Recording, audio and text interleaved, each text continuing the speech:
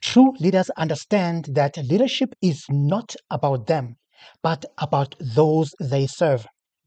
It's not about exalting themselves, but about lifting others up. Coming up,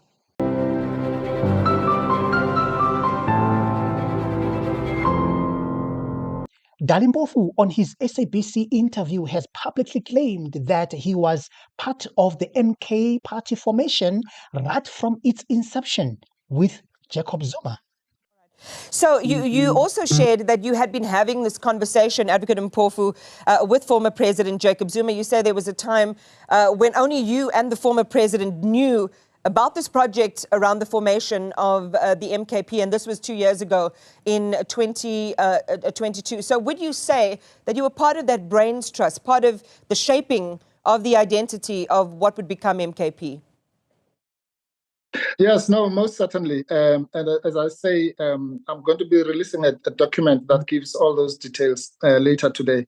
And as I say in that document, I was quite honored that he was able to trust me with this mammoth project. I'm sure, as I say, he might have been discussing it with other people, but I know specifically that we had our own one-on-ones for a number of months. And we thought of various options of how to deal with the situation. And some of them were discarded along the way until it took shape in what became MK. But the former MK party's national organizer, Donald Mathabe, doesn't think so. He even went on to say Dali Mpofu is a blatant liar. However, former first MK Party's national organizer, McDonald Mathabe, has dismissed Mpofu's claims, and Mathabe is now joining us here in studio. Very good morning to you. Thank you so much for making time for us. Why are you dismissing this claim? It's lies. In fact, President Zuma never wanted Dali Mpofu to be part and parcel of the formation of MK Party. I'm the one that spoke to him, and I said to him, like, President Zuma, the battle that lies ahead is beyond me and you. And the fact is that we are taking a name that belongs to, that is associated with the ANC. The ANC is going to come to us very hard.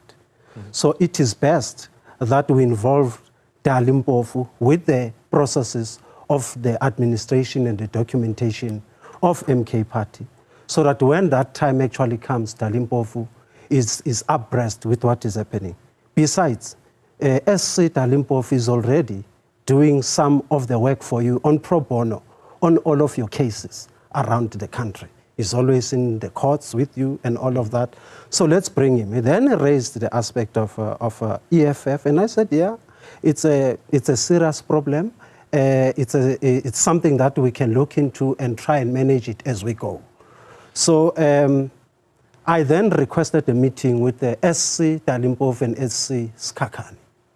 When myself and Comrade Ace Magashule were on our way back from meeting President Zuma about the aspects of MK Party, when Ace Magashule was showing vehemently that he does not want to participate in MK Party, I requested the two senior counsels that we have a meeting with him and that we try and stop him from registering or going ahead with his party. And the meeting, we had it at the Dumanokwe, the chambers, myself, Ace Magashule, S. Kakane, as well as SC Dali Mpofu. It was for the first time that the two senior counsels, when they started to know about the formation of MK Party. But if my memory serves me well, there is a guy by the name of Jabulani Khumalo. Remember him? That's a guy who also claimed that Dali Mpofu is a blatant liar and that he is the real founder of the MK Party. Remember him? We speak to the real founder of MKP, Mr. Jabulani Khumalo. Welcome, sir. Good afternoon, ma'am, and good afternoon to the viewers. Sir, I saw that Advocate Mpofu claimed that he secretly set up MK with former President Jacob Zuma. I'm sure you have something to say about that. Definitely. Advocate Dali Mpofu, I think I would say bluntly that he's a liar. Dali Mpofu was not part of the formation of uMkhonto weSizwe party. Maybe he's talking about the uMkhonto weSizwe veterans. Maybe he was part of that, but not the MK party. The MK party was formed by myself with other 6 comrades who I was consulting with when we wanted to start the registration of the party. Mr. Mpofu only came in when we were having, I think, a meeting after the launch in Hyde Park at Mr. Zuma's daughter's house. That's when Zuma introduced me to Mr. Mpofu, that this is the man that registered uMkhonto weSizwe. And that's when we started to engage about the formation of uMkhonto weSizwe. He was never there. He was nowhere until that time. And the second time we met was in Pietermaritzburg, when he was preparing for the case to go and to defend Mr. Zuma for his case. From there, we were meeting, because he attended all our meetings. He was there. He became member of uMkhonto weSizwe even before he joined uMkhonto weSizwe. Was most of the time, every time we had our meeting, he was there. And sometimes Mr. Zuma would ask him to share the meetings, but he was never a founder or anything else like that. Now, sir, do you think he was part of the plot to hijack your party? Definitely. Zuma and Mpofu and some other comrades within uMkhonto that joined us. In actual fact, the people that joined us were the ones that were plotting to hijack uMkhonto weSizwe. They started this a long time ago. I could feel it and I could tell, but I was not silent. I've always asked questions. If there's something wrong that I see that is not okay, I will ask them, why is this being happening? And Mr. Zuma will always tell me, no, don't worry, we'll sort it out. Don't get angry. But what is happening now is showing exactly the things that I was feeling, that there was something fishy happening. And Mr. Mpofu was part of the whole plot. In actual fact, at some point, I thought he was working towards destroying MK party. And what happened is that they ganged up against me and said that I want to deregister uMkhonto weSizwe. They called me to Nkandla. When I got there, there was a lot of people, even other people who were driving cars using blue lights when they were not police. And on that day, that's the day when they pointed guns on me. In actual fact, they had a chase on me, on my car, banging my car with guns, and all of that in Ishawe. When I was called, because Mr. Zuma on that day called me because he said they told him I want to deregister uMkhonto weSizwe. Then I went to his house. We had some discussions, and he said to me, please add some people into the not CIPRO document, into IEC document on the founding members. I said to him, who are those people? He gave me the names. Then on the letter, he put a wrong name. He said JB Khumalo. I said, no, I'm not JB Khumalo. I won't sign this document. Then because of that, we had to drive to a shower to get that fixed, that initials. Then the electricity was gone. And on that day, I had to be leaving KZN for Johannesburg. But when we got to Ishawe, that's where they started pointing guns on me and using blue lights. And from there, that's when I saw there was a problem. And I went back to Zuma and I said to him, I've been pointed at gunpoint and all of that. What do you say? He said to me, don't get angry. You must be cool all the time. So, and that was not the last. Again, it happened, but I just kept quiet, and then they hijacked the party. There we go. That is Jabulani Khumalo's side of the story.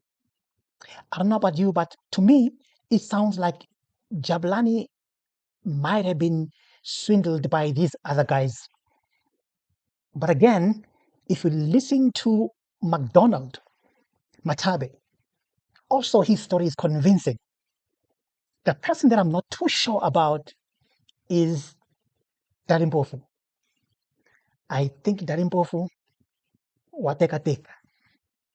I don't know, maybe it's because, yeah, I never trusted the guy even while he was in an EFF. I never trusted him, I don't know, but I think these two, they've got something tangible. It's just that with me, it's Jabulani Khumalo, man. Jabulani Khumalo, I think the guy is a bit slow up here. I think he lacks political intelligence, the guy. You can't just say, I keep quiet and they took the party.